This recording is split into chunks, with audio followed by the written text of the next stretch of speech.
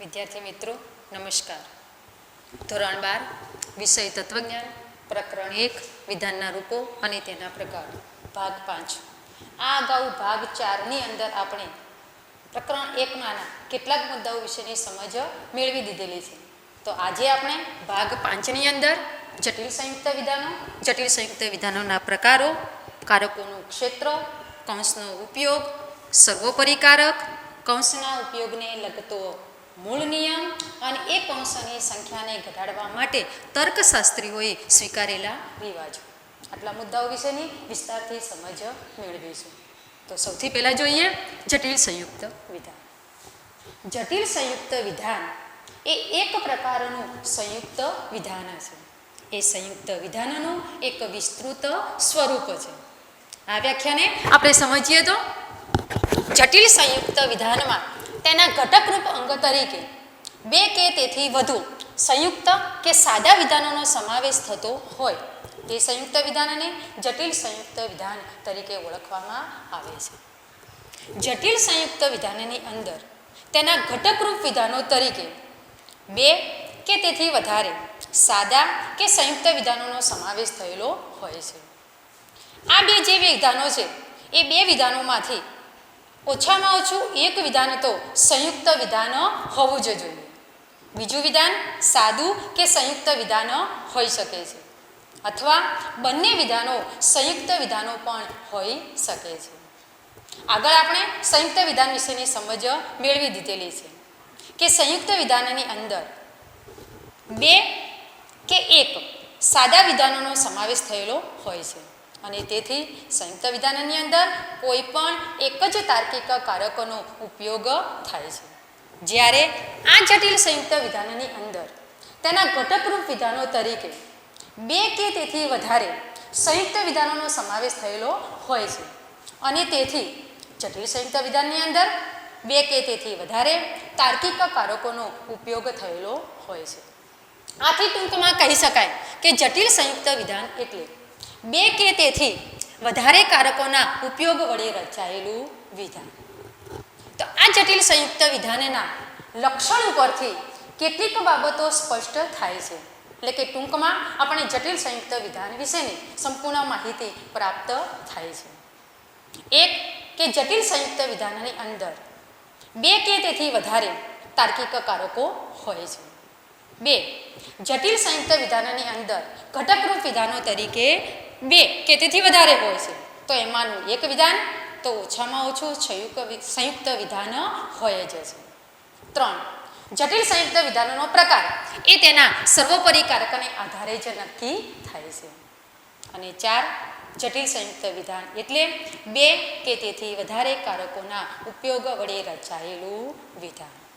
વિદ્યાર્થી મિત્રો, સંયુક્ત વિધાનો એ સત્યતા ફલનલક્ષી હોય છે, જે આપણે આગળના મુદ્દાની અંદર સમજ મેળવી દીધેલી છે. તો આ જટિલ સંયુક્ત વિધાનો એ પણ સંયુક્ત વિધાનોનું જ એક વિસ્તૃત સ્વરૂપ છે. તેથી જટિલ સંયુક્ત વિધાનો પણ સત્યતા ફલનલક્ષી હોય છે. સત્યતા ફલનલક્ષી સંયુક્ત વિધાનોના 5 પ્રકારો પડે છે, જે આપણે જોઈ ગયા, જેવા કે નિષેધ વિધાન, સામુચ્ચયિક વિધાન, વૈકલ્પિક વિધાન, શરતી વિધાન અને દ્વિશરતી વિધાન.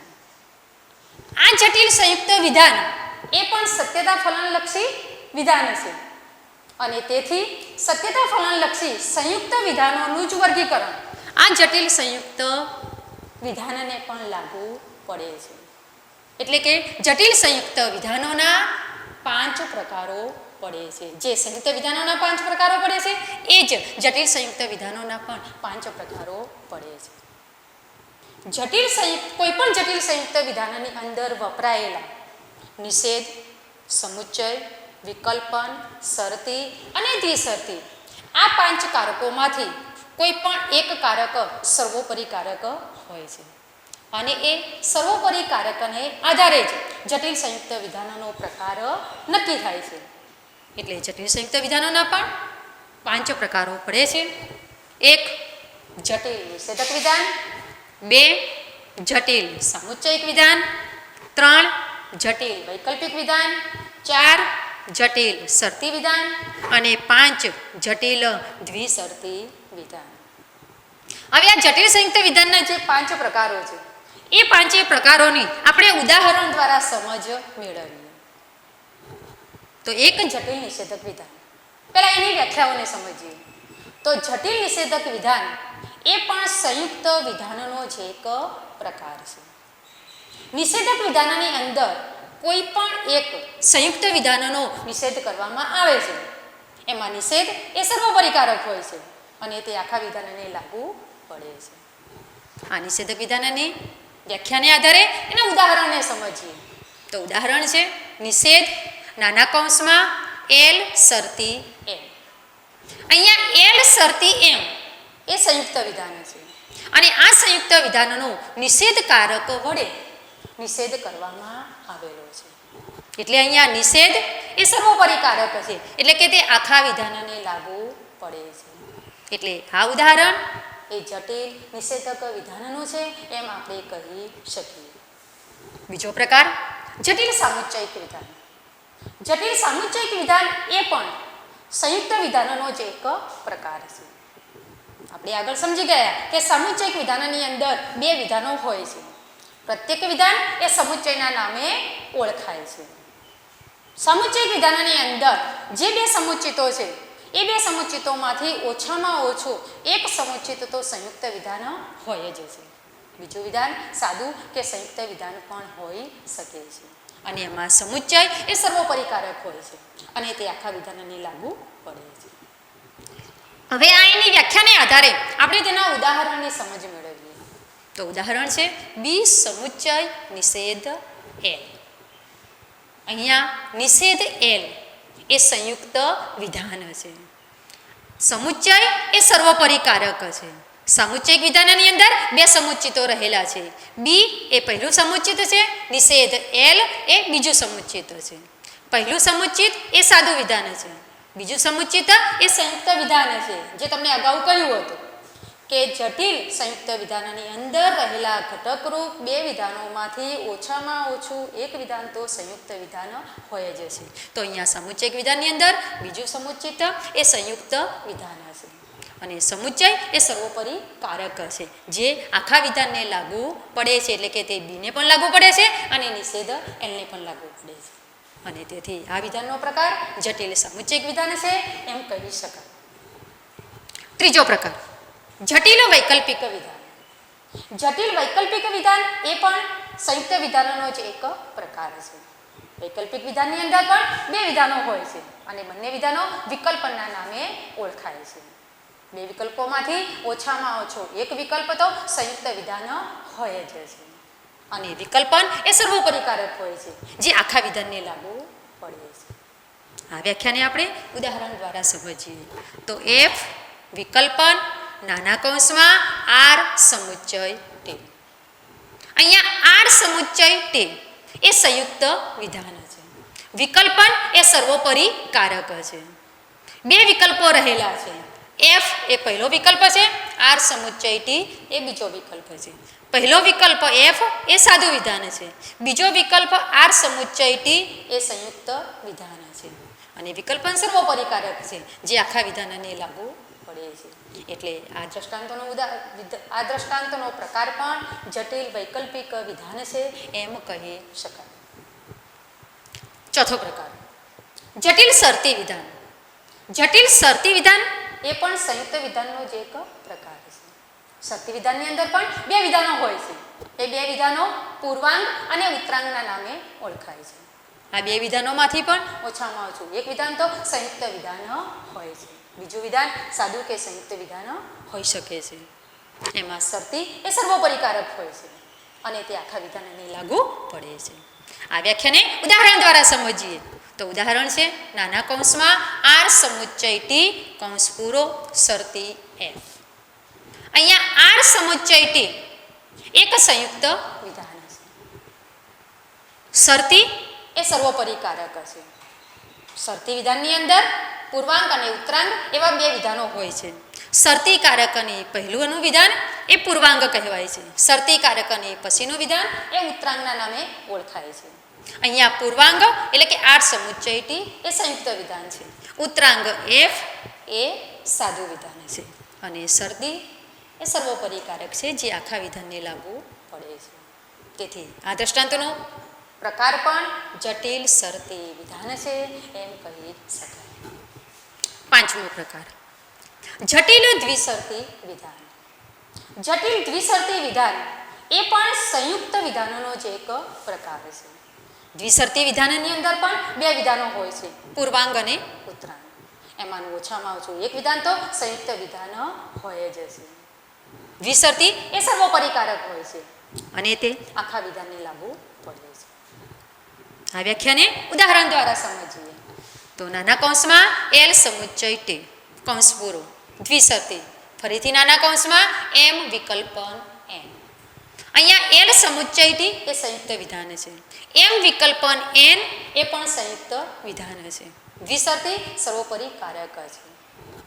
પૂર્વાંગ એલ સમુચ્ચય ટી એ સંયુક્ત વિધાન છે, ઉત્તરાંગ એમ વિકલ્પન એન એ પણ સંયુક્ત વિધાન છે. અગાઉ તમને કહ્યું હતું કે બે વિધાનોમાંથી ઓછામાં ઓછું એક વિધાન સંયુક્ત હોઈ શકે, બીજું વિધાન સાદું અથવા સંયુક્ત હોઈ શકે, અથવા બંને વિધાનો સંયુક્ત વિધાનો પણ હોઈ શકે છે.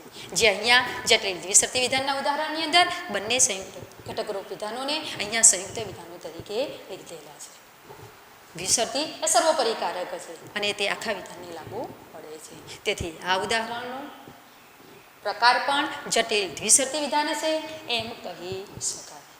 તો ટૂંકમાં જટિલ સંયુક્ત વિધાન એટલે જે સંયુક્ત વિધાનની અંદર તેના ઘટકરૂપ વિધાનો તરીકે બે કે તેથી વધુ સંયુક્ત વિધાનોનો સમાવેશ થયેલો હોય તેવા સંયુક્ત વિધાનને જટિલ સંયુક્ત વિધાન તરીકે ઓળખવામાં આવે છે. ટૂંકમાં એમ પણ કહી શકાય કે બે કે તેથી વધારે કારકોના ઉપયોગ વડે રચાયેલું વિધાન એટલે જટિલ સંયુક્ત વિધાન અને તેના 5 પ્રકારો. ત્યાર પછીનો મુદ્દો જોઈએ, કારકોનું ક્ષેત્ર અને કૌંસનો ઉપયોગ. વિદ્યાર્થી મિત્રો, ગુજરાતી ભાષાની અંદર કોઈ પણ વાક્ય આપેલું હોય તો એ વાક્યના અર્થને સ્પષ્ટ કરવા માટે એ વાક્યની અંદર વિરામ ચિહ્નોનો ઉપયોગ થવો જરૂરી છે. જેવા કે પૂર્ણ વિરામ, અલ્પ વિરામ, પ્રશ્નાર્થ ચિહ્ન, ઉદ્ગાર ચિહ્ન. આવા ચિહ્નો કરેલા હોય તો જ એ વાક્યના અર્થને આપણે સારી રીતે સમજી શકીએ છીએ. એવી જ રીતે અહીંયા તર્કશાસ્ત્રની અંદર પણ, ગણિત શાસ્ત્ર અને તર્કશાસ્ત્રમાં પણ તેના અર્થની સ્પષ્ટતા કરવા માટે કૌંસનો ઉપયોગ કરવો અત્યંત જરૂરી છે. કૌંસના ઉપયોગ વિના આપણે તેના અર્થને સમજી શકતા નથી. કારકોનું ક્ષેત્ર. કારકોનું ક્ષેત્ર એટલે જટિલ સંયુક્ત વિધાનના જે ભાગને કારક લાગુ પડતો હોય તે ભાગ.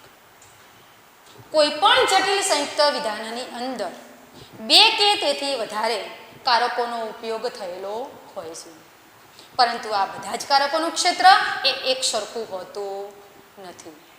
એટલે કે કોઈ પણ કારક જટિલ સંયુક્ત વિધાનના કયા ભાગને લાગુ પડે છે તે નક્કી કરવા માટે કૌંસનો ઉપયોગ કરવો જરૂરી છે. કૌંસના ઉપયોગ વિના કારકના ક્ષેત્રને આપણે સ્પષ્ટ રીતે નક્કી કરી શકતા નથી. અને આથી જ જટિલ સંયુક્ત વિધાનની પ્રાતિક રજૂઆત કરતી વખતે પણ એમાં કૌંસનો ઉપયોગ કરવામાં આવે છે અને કૌંસનો ઉપયોગ કરીને કારકના ક્ષેત્રને સ્પષ્ટ કરવામાં આવે છે. આ બાબતને આપણે એક ઉદાહરણ દ્વારા સમજીએ. જે ઉદાહરણ જટિલ સંયુક્ત વિધાનોનું લીધેલું છે. જો આપણી ટીમ જીતશે તો તેનું સન્માન થશે અને લોકો પ્રસન્ન થશે. હવે આ વિધાનને આપણે પ્રાતિક રજૂઆત કરીએ. આપણી ટીમ જીતશે એના માટે મેં પ્રતીક લીધો છે એ. તેનું સન્માન થશે એના માટે મેં પ્રતીક લીધો છે બી. લોકો પ્રસન્ન થશે એના માટે મેં પ્રતીક લીધો છે ડી. જો તો માટે કારક વાપર્યો છે શરતી અને શબ્દ માટે કારક વાપર્યો છે સમુચ્ચય. અહીંયા એની પ્રાતિક રજૂઆત કરી છે એ શરતી, બી સમુચ્ચય, ડી.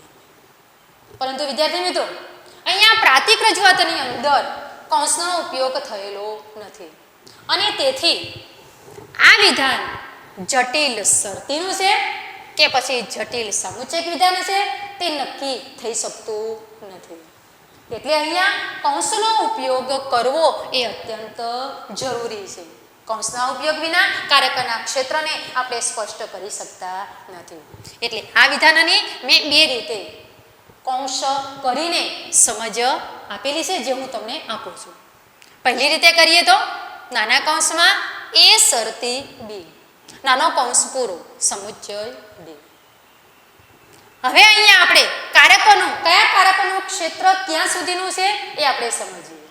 અહીંયા બે કારકો આપેલા છે, શરતી અને સમુચ્ચય. અહીંયા સમુચ્ચય કારકોનું ક્ષેત્ર એ આખા વિધાન પૂરતું રહેલું છે. એટલે કે આખું વિધાન એ સમુચ્ચય કારકોનું ક્ષેત્ર છે. આ સામુચ્ચયિક વિધાન કહેવાય છે. તેથી એમાં બે સમુચ્ચિતો રહેલા છે. એ શરતી બી એ પહેલું સમુચ્ચિત છે અને ડી એ બીજું સમુચ્ચિત છે. પહેલા સમુચ્ચિત ની અંદર રહેલો શરતી કારક અને આ શરતી કારકનું ક્ષેત્ર એ પહેલા સમુચ્ચિત પૂરતું જ મર્યાદિત છે અને સમુચ્ચય કારકોનું ક્ષેત્ર એ આખા વિધાનની અંદર વ્યાપ્ત રહેલું છે. આમ આ રીતે કૌંસનો ઉપયોગ કરવાથી વિધાનની રજૂઆત એ સ્પષ્ટ અને અર્થપૂર્ણ બની શકે છે. બીજી રીતે કૌંસ આ રીતે પણ કરી શકાય કે એ શરતી નાના કૌંસમાં બી સમુચ્ચય ડી. અહીંયા આખું વિધાન એ આ શરતી કારકોનું ક્ષેત્ર રહેલું છે. આખું વિધાન શરતી કારકોનું ક્ષેત્ર રહેલું છે. અગાઉ તમને કહ્યું હતું કે શરતી વિધાનની અંદર બે વિધાનો હોય છે. શરતી કારકની આગળનું વિધાન પૂર્વાંગના નામે ઓળખાય છે, શરતી કારકની પછીનું વિધાન એ ઉત્તરાંગના નામે ઓળખાય છે. અહીંયા પૂર્વાંગ એ છે, ઉત્તરાંગ એ બી સમુચ્ચય ડી છે. પૂર્વાંગ એ સાદુ વિધાન છે, ઉત્તરાંગ બી સમુચ્ચય ડી એ સંયુક્ત વિધાન છે. અહીંયા સમુચ્ચય કારકોનું ક્ષેત્ર એ માત્ર ઉત્તરાંગ પૂરતું જ મર્યાદિત રહેલું છે, જ્યારે શરતી કારકોનું ક્ષેત્ર એ આખા વિધાનની અંદર વ્યાપ્ત છે. તેથી આ વિધાનનો પ્રકાર બને છે જટિલ શરતી વિધાન. આમ આ રીતે મિત્રો કૌંસનો ઉપયોગ કરવામાં આવે તો જ કારકોનું ક્ષેત્ર એ સ્પષ્ટ થઈ શકે છે અને વિધાનોનો પ્રકાર પણ આપણે આસાનીથી સરળતાથી નક્કી કરી શકીએ છીએ. ત્યાર પછી આગળનો મુદ્દો જોઈએ તો સર્વોપરી કારક. જટિલ સંયુક્ત વિધાનમાં વપરાયેલા વિવિધ કારકો પૈકી જે કારક આખા વિધાનને લાગુ પડતો હોય તે કારકને સર્વોપરી કારક તરીકે ઓળખવામાં આવે છે. જટિલ સંયુક્ત વિધાનની અંદર કારકો વધારે પ્રમાણમાં વપરાય છે, પરંતુ બધા જ કારકોનું ક્ષેત્ર એ કંઈ એક સરખું હોતું નથી. પરંતુ એ બધા કારકોમાંથી જે કારક આખા વિધાનને લાગુ પડતો હોય તે કારક જ સર્વોપરી કારક કહેવાય છે. એટલે કે કોઈ પણ જટિલ સંયુક્ત વિધાનની અંદર વપરાયેલા વિવિધ કારકો પૈકી એક કારક જ મુખ્ય હોય છે અને એ મુખ્ય કારકને સર્વોપરી કારક તરીકે પણ ઓળખવામાં આવે છે. આ બાબતને આપણે તર્કશાસ્ત્રની દ્રષ્ટિએ વ્યાખ્યામાં સમજીએ તો જટિલ સંયુક્ત વિધાનની અંદર વપરાયેલા વિવિધ કારકો પૈકી જે કારક વિધાનના આ કે તે ભાગને જ નહીં પરંતુ આખા વિધાનને લાગુ પડતો હોય, એટલે કે આખું વિધાન જે કારકના ક્ષેત્રરૂપ હોય તે કારકને સર્વોપરી કારક કહેવામાં આવે છે. વિદ્યાર્થી મિત્રો, કોઈ પણ જટિલ સંયુક્ત વિધાનના તાર્કિક સ્વરૂપને સમજવા માટે કયો કારક સર્વોપરી છે તે નક્કી કરવું અત્યંત જરૂરી છે, કારણ કે સર્વોપરી કારક વિના એ વિધાનોનો પ્રકાર નક્કી કરી શકાતો નથી. આ બાબતને આપણે ઉદાહરણો દ્વારા સમજીએ. અહીંયા મેં 5 દ્રષ્ટાંતો લીધેલા છે. પહેલું દ્રષ્ટાંત છે નિષેધ, મોટા કૌંસમાં એ સમુચ્ચય, નાના કૌંસમાં બી વિકલ્પન સી, નાનો કૌંસ પૂરો, મોટો કૌંસ પણ પૂરો. અહીંયા આપણે સમજ મેળવી એ પ્રમાણે તમે સમજી ગયા હશો કે આ વિધાનની અંદર નિષેધ એ સર્વોપરી કારક છે, કારણ કે તે આખા નાના કૌંસ અને એમના મોટા કૌંસ બંને કૌંસને તે લાગુ પડે છે અને તેથી આ વિધાનનો પ્રકાર બને છે જટિલ નિષેધક વિધાન. બીજું દ્રષ્ટાંત છે એ સમુચ્ચય, નાના કૌંસમાં બી વિકલ્પન ડી. અહીંયા પણ સર્વોપરી કારક કયો છે તે તમે સમજી ગયા હશો કે સમુચ્ચય. સમુચ્ચય કારક એ સર્વોપરી છે, તે આખા વિધાનને લાગુ પડે છે, એટલે કે બંને સમુચ્ચિતોને લાગુ પડે છે અને તેથી આ દ્રષ્ટાંતનો પ્રકાર પણ બને છે જટિલ સમુચ્ચયિક વિધાન અને સર્વોપરી કારક તેનો સમુચ્ચય રહેલો છે. ત્રીજું દ્રષ્ટાંત નિષેધ એ વિકલ્પન નાના કૌંસમાં બી સમુચ્ચય આર નાનો કૌંસ પૂરો. અહીંયા કારકોની સંખ્યા વિદ્યાર્થી મિત્રો 3 છે, એટલે કદાચ તમે મૂંઝવાશો કે આમાંથી સર્વોપરી કારક કયો, પરંતુ અગાઉ તમને કહ્યું કે સર્વોપરી કારક એને કહેવાય કે જે કારક આખા વિધાનને લાગુ પડતો હોય. અહીંયા નિષેધ જોઈએ તો નિષેધ પણ આગળ લખેલો છે, એટલે તમને એમ લાગશે કે આ સર્વોપરી કારક હોઈ શકે, પરંતુ એ સર્વોપરી કારક નથી, કારણ કે નિષેધ એ માત્ર એની જમણી બાજુએ આવેલા એક જ વિધાનને તે લાગુ પડે છે, એટલે માત્ર તે એને જ લાગુ પડશે, બાકીના વિધાનોને તે લાગુ પડતો નથી.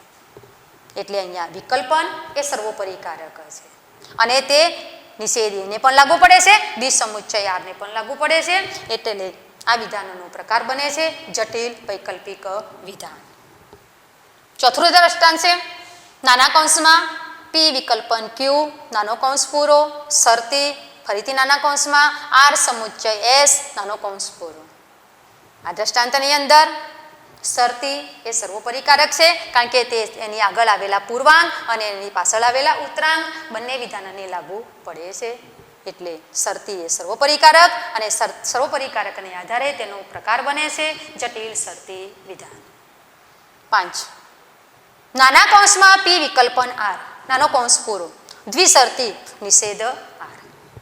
અહીંયા પણ કારકો 3 છે, એટલે તમે કદાચ મૂંઝવાશો કે સર્વોપરી કારક કયો, પરંતુ અહીંયા નિષેધ એ સર્વોપરી કારક બનતો નથી, કારણ કે એ માત્ર જમણી બાજુએ આવેલા એક જ વિધાનને લાગુ પડે છે. સર્વોપરી કારક એ દ્વિશરતી રહેલો છે, જે પૂર્વાંગ અને ઉત્તરાંગ એવા બંને વિધાનોને લાગુ પડે છે, એટલે દ્વિશરતી સર્વોપરી કારકને આધારે આનો પ્રકાર નક્કી થાય છે જટિલ દ્વિશરતી વિધાન. આમ વિદ્યાર્થી મિત્રો, જે કારક આખા વિધાનને એટલે કે આખા જટિલ સંયુક્ત વિધાનને લાગુ પડતો હોય તે કારકને સર્વોપરી કારક તરીકે ઓળખવામાં આવે છે, અને આ સર્વોપરી કારકને પણ આપણે કૌંસના ઉપયોગ દ્વારા જ તેને ઓળખી શકીએ છીએ. કૌંસનો ઉપયોગ કરેલો ન હોય તો સર્વોપરી કારક કયો છે તે પણ સ્પષ્ટ થઈ શકતું નથી, અને કારકના ક્ષેત્રને પણ આપણે નક્કી કરી શકતા નથી. એ પછીનો આગળનો મુદ્દો જોઈએ તો કૌંસનો ઉપયોગ અને કૌંસના ઉપયોગને લગતા નિયમો.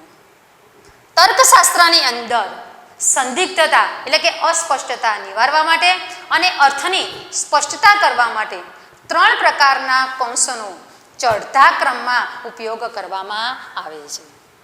1 નાનો કૌંસ, 2 મોટો કૌંસ અને 3 છગડીયો કૌંસ. આ પ્રકારના 3 કૌંસ ચડતા ક્રમની અંદર ગોઠવવામાં આવે છે.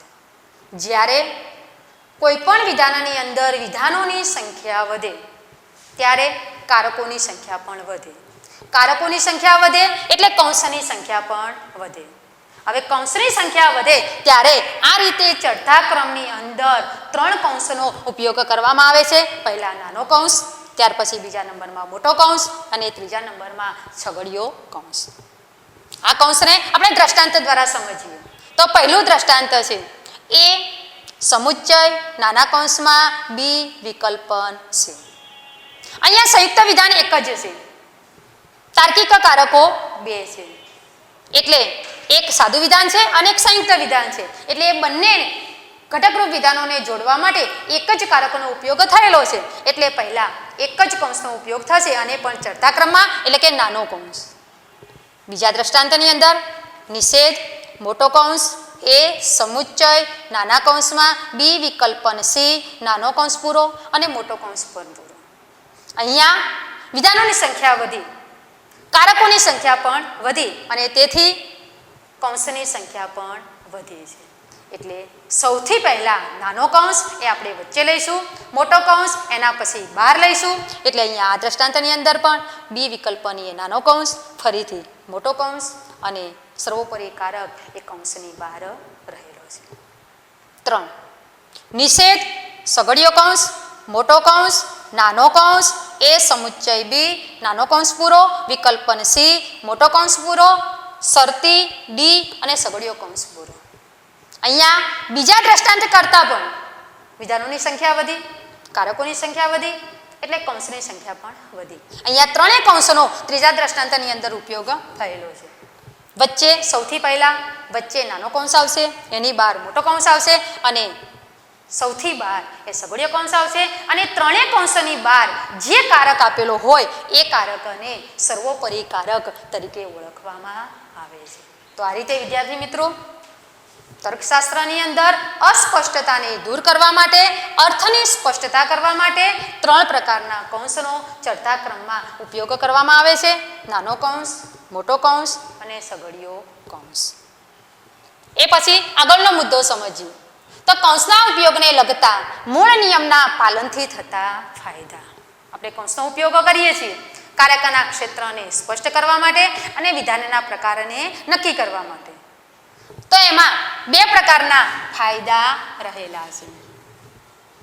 એક ફાયદો એ રહેલો છે કે પ્રત્યેક કારકોનું ક્ષેત્ર એ સ્પષ્ટ થઈ શકે છે.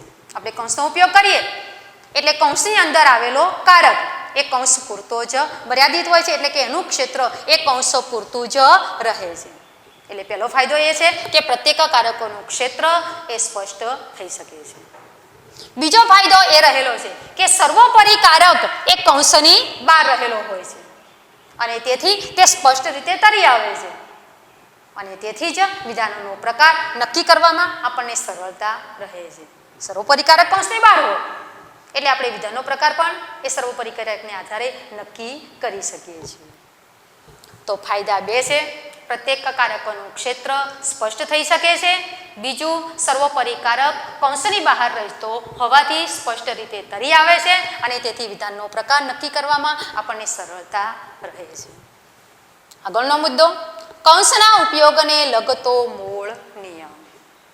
વિદ્યાર્થી મિત્રો, કૌંસના ઉપયોગને લગતો મૂળ નિયમ એ રહેલો છે કે એકમુખી કારકની જમણી બાજુના અને દ્વિમુખી કારકની ડાબી કે જમણી બાજુના ક્ષેત્રમાં જો માત્ર એક જ સાદું વિધાન આવતું હોય તો એ સાદા વિધાન માટેના પ્રતીકને કૌંસબદ્ધ કરવું. ફરીથી, એકમુખી કારક એટલે કે નિષેધ અને નિષેધની જમણી બાજુના ક્ષેત્રમાં જો એક જ સાદું વિધાન આવતું હોય તો એ સાદા વિધાનને આ નિયમ પ્રમાણે આપણે કૌંસ કરવાનું છે. જે મેં પહેલા દ્રષ્ટાંતની અંદર કર્યું છે. નિષેધ એ નિષેધ એકમુખી કારક છે અને એની જમણી બાજુએ એ વિધાન આવેલું છે એટલે એ માત્ર એક જ સાદું વિધાન છે એટલે મેં એને કૌંસ કરેલો છે. બીજું કહ્યું હતું કે દ્વિમુખી કારકની ડાબી કે જમણી બાજુના ક્ષેત્રમાં પણ જો માત્ર એક જ સાદું વિધાન આવતું હોય તો એ સાદા વિધાન માટેના પ્રતીકને પણ કૌંસબદ્ધ કરવું.